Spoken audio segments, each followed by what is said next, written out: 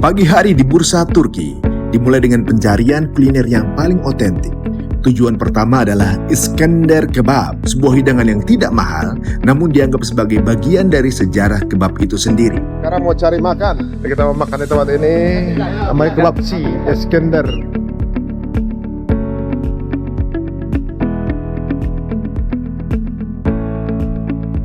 Kita makan. Kita lagi makan mau makan di Iskender. Ini legend. Sekarang kita mau lihat sejarahnya kebab. Nah, ini katanya kebab termahal ya. Kita cobain di sini. Termahal dan juga teramai. Karena sampai ngantri-ngantri untuk datang ke sini. Benar. Oke. Dan di sini lucunya juga cara masaknya ini, lemak-lemaknya tuh tetesannya tuh, aduh, tetesan minyak-minyak dari daging saripati itu netes, diirisnya pelan-pelan gitu tuh, terus udah gitu ketika ditumpuk lagi disiramin lagi pakai yogurt, aduh udah pakai yogurt, dikasih lagi tetesan lemak tadi tidak ulah meleleh semua, aduh bawaannya. Iya, terus dikasih. Meleleh. Kita masuk. Kita masuk. Sedikit sejarah dari kebab Iskender ini. Pertama kali diciptakan pada akhir abad ke-19 oleh seorang juru masak bernama Iskender Efendi. Pada masa itu daging domba biasanya dipanggang secara horizontal.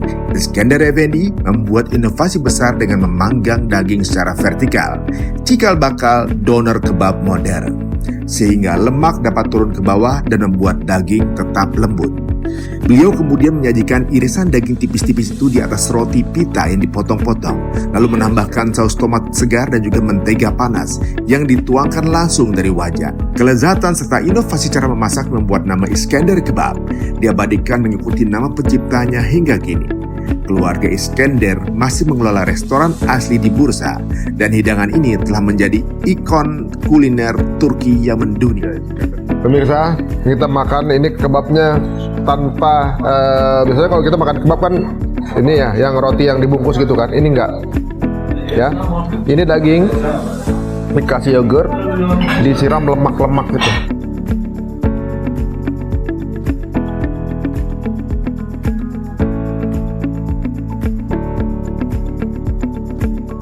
Ya, Iskender Kebab udah mulai ngantri.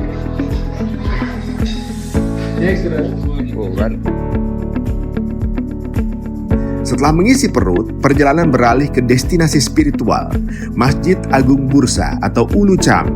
Masjid yang megah ini adalah yang terbesar di Bursa dan menjadi pusat pariwisata sekaligus ibadah. Insyaallah hotel kita tempat di tempatnya ini nih. Ulu Cami, itu terbesar di Bursa. Masjid ini sangat berkesan, terutama saat subuh.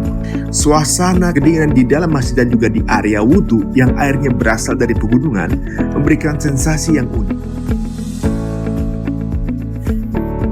Assalamualaikum. Masya Allah, cantik banget ya Rian sini. Lu nggak pakai itu? Gue baju nih siapa untuk para akhwat. Jadi memang masjid ini kan jadi tempat pariwisata juga ya kan. Jadi syiarnya tuh jadi nggak pakai hijab atau non muslim itu bisa masuk ke sini juga. Tapi syaratnya harus menutup auratnya. Jadi pakai itu. Tapi sadar nggak sih banyak kaligrafi ya di sini? Benar ya? Ini kaligrafi dan ini kaligrafi terbaik yang dipasang di sini ya. Benar. Ini bukan ini ya? Kan kiswah ya? Pintu Ka'bah. Karena kan Turki dulu kan penjaga dua tanah haram. Oh, salah ya. Sudah kita di sana kita rembukan kesusahan ini tahun berapa ya? Kayaknya sih udah lama banget ya. Soalnya kan dulu Kesultanan Utsmani ini salah satu yang membangun renovasi dari Masjidil Haram, Penjaga dua tanah haram ya. benar. Tapi masjidnya namanya apa, Bre? Ini Ulu Cami. Ulu Cami ya. Tahun berapa? 1399 ya kalau nggak salah ya. Di depan ada tadi ya.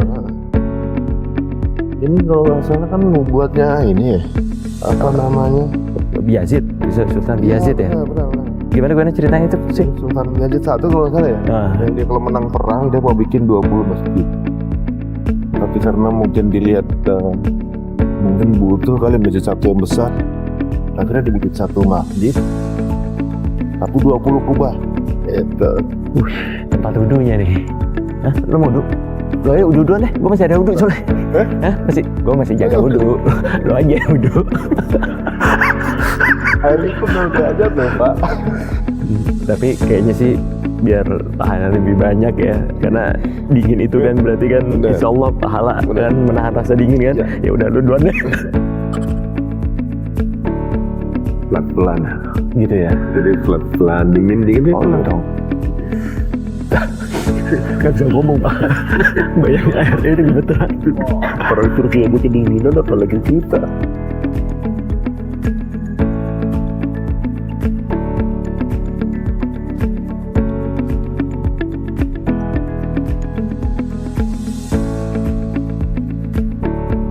Berasa air di pegunungan. Kayak air di pegunungan ya. Benar. Makanya di sini kita rekomend ke teman-teman yang ke Turki atau ke Bursa Harus sholat di masjid ini. harus coba. Karena wudhunya aja berasa jihad. Berasa jihad gitu. Ya. Insya Allah. Khusus kalau bisa pelan-pelan hebat. Fakta menarik seputar Ulu Cami, Nazar Sultan yang diwujudkan dalam 20 kubah, masjid ini dibangun antara tahun 1396 sampai 1399 atas perintah Sultan Bayezid I sebagai tanda syukur atas kemenangan di pertempuran Nikopolis. Awalnya, Sultan bin Nazar untuk membangun 20 masjid kecil, namun atas saran ulama dan juga pertimbangan anggaran, nazar tersebut diwujudkan menjadi satu masjid raksasa dengan 20 kubah. Ulu Cami dikenal sebagai salah satu museum kaligrafi terbaik di dunia. Dinding dan pilarnya dipenuhi oleh sekitar 192 karya kaligrafi yang indah dari seniman-seniman terkemuka era Utsmaniyah. Salah satu keunikan yang paling menonjol adalah air mancur atau sadirvan yang terletak di tengah ruang sholat utama, tepat di bawah salah satu kubah yang memiliki lubang skylight. Fitur ini berfungsi sebagai tempat wudhu laki-laki dan menciptakan suasana sejuk dan terang di dalam masjid yang tidak lazim ditemukan di masjid lain.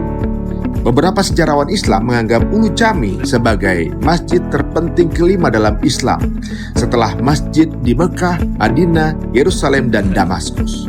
Masjid ini juga telah diakui secara global dan ditetapkan sebagai situs warisan dunia UNESCO pada tahun 2014. Perjalanan di Ulu Cami juga memberikan pelajaran berharga mengenai perbedaan mazhab. Terlihat bahwa di Turki yang mayoritasnya bermazhab Hanafi, waktu salat subuh dilakukan mendekati waktu matahari terbit dibandingkan mazhab Syafi'i yang lebih awal. Perbedaan waktu ini adalah alasan mengapa masjid tampak kosong bagi sebagian pendatang di awal waktu subuh.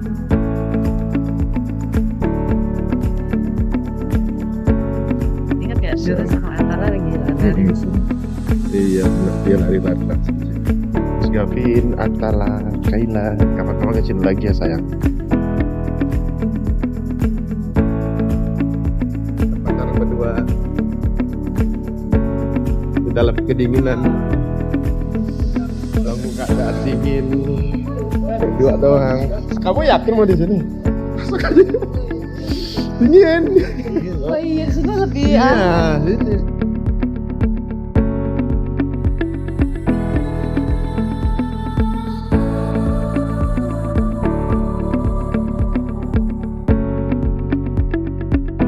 Ini udah di depan. Sekarang kita mau ngejar tunggunya. Udah pada jalan duluan.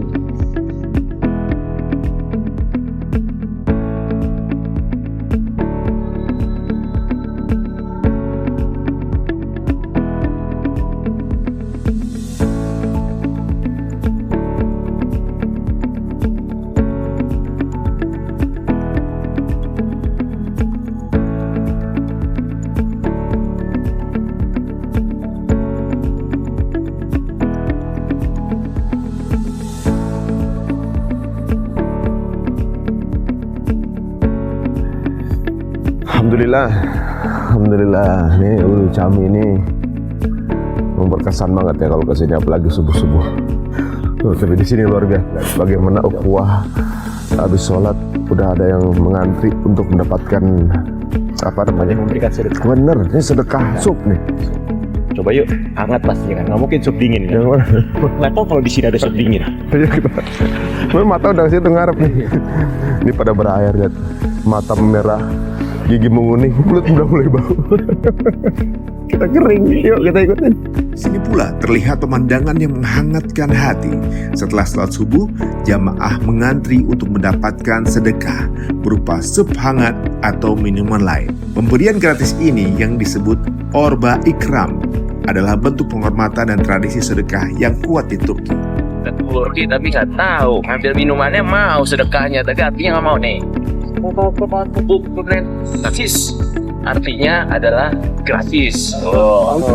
Korba nih ikrama ramis. Nah artinya itu sebagai penghormatan tuh. Masya Allah. 2 hari di Turki udah tahu. Bursa selarat boleh mundur. Artinya yang boleh ngambil baju merah yang ada di bursa boleh ngambil 2 katanya. Karena gue pakai baju merah boleh ngambil 2. Satu aja cukup buat yang lain lah. Ya, baru menikmati ini sop. Nah, mungkin untuk teman-teman yang baru mau berpergian ke Turki atau juga mungkin sudah pernah, pasti mungkin agak ada sedikit pertanyaan gitu ya. Kenapa di Turki kalau azan subuh kita datang lebih awal, masjidnya masih kosong. Jadi berasa kegeeran, bah, yang mau sholat gue sendiri gitu kan. Kadang-kadang Indonesia gitu, habis azan langsung ke masjid gitu kan. Nah, ternyata ada perbedaan antara Indonesia dan Turki gitu kan, perbedaan mazhab, kita Syafi'i, dia Hanafi. Tapi di sini juga ada uniknya. Oh, udah. Sholat qobliyah subuhnya berjamaah juga. Oh, kuliah berjamaah juga? Iya. Oh. Tadi kan kita agak telat udah. Benar. Oh, dia berjamaah juga. Oke, tadi kita juga kan kuliahnya setelah sholat subuh kan. Ya. Itu aja dibolehkan untuk satu yang kebiasaan tapi hanya untuk mereka yang sudah terbiasa sholat fajar, maka sekali-kali ketika ketelawat boleh setelah ya. Sunnahnya itu setelah sholat subuh jangan tidur sebelum matahari terbit sampai syuruk ya. sampai syuruk, dikarenakan itulah waktu-waktunya diberikan rezeki. Jadi kebanyakan orang yang habis subuh nggak tidur lagi, sebenarnya hari itu lancar aja, Dimudahkan urusannya seharian ya. Ya benar ya, untuk yang belum pernah punya kebiasaan sholat subuh di masjid, ini kebiasaan yang segar banget. Tapi tapi beda banget kan, ya kan, kita biasanya habis selesai sholat subuh melihat ke atas masih gelap, ya kan. Nah kalau di sini kita selesai sholat subuh, ngeliat ke atas matahari langsung terbit, karena ya itu mereka melakukan sholat subuhnya itu karena mereka bermazhab Hanafi, ya mereka mendekati matahari terbit. Ya. Jadi seperti ini suasananya. Kalau nggak salah nih, Imam Hanafi itu depannya sedekah. Oh iya, gue pernah dengar juga tuh. Jadi itu menurun ke anak cucunya kali. Iya, karena mereka bermazhab Hanafi ya. Masya Allah. Tapi orang sedekah nggak pernah miskin bro, dicukupkan rezekinya, benar nggak? Iya sih. Tapi kalau dipikir-pikir kita orang kaya loh bro. Kenapa? Gimana ada orang mau beli mata lu 2 miliar, lu kasih nggak? Ya kagak lah. Enggak Lu lah. kasih berapa miliar? Ya nggak dijual lah. Nggak dijual. 10 miliar boleh nggak? Ya nggak boleh. 100 miliar? Ya enggak lah. Misalnya lu jual 100 miliar udah punya 2 miliar dong. Ya enggak, tapi nikmatnya percuma. Kita Lah, kan berarti itu nikmat bisa itu melihat dia. pemandangan di mata itu. Kadang-kadang Kuping lu kita jual berapa kuping lu? ya nggak dijual lah. Tuh, berapa triliun kita punya di badan lebih bahkan. Makanya. Kita udah kaya nih. Betul, bayangin kalau kita kehilangan salah satu kenikmatan yang Allah berikan, gimana rasanya? Nah, Nggak bisa sebanding dengan nilai uang loh pastinya. itu yang gua bilang. Nih, roti tawar masuk. Ini nikmat banget nih. Coba berapa orang yang nggak bisa ngerasain Iya. makanan. Masya Allah, alhamdulillah. Banyak sih sebenarnya kalau kita hitung nikmat mah nggak hitung-hitung. Babi ai ala Rabbikuma tukadziban. Pada akhirnya, refleksi dari seluruh perjalanan ini adalah tentang rasa syukur, melihat keagungan arsitektur, menikmati hidangan lezat, dan memahami nilai-nilai spiritual. Semua membawa kesadaran akan nikmat-nikmat Allah yang tidak terhitung.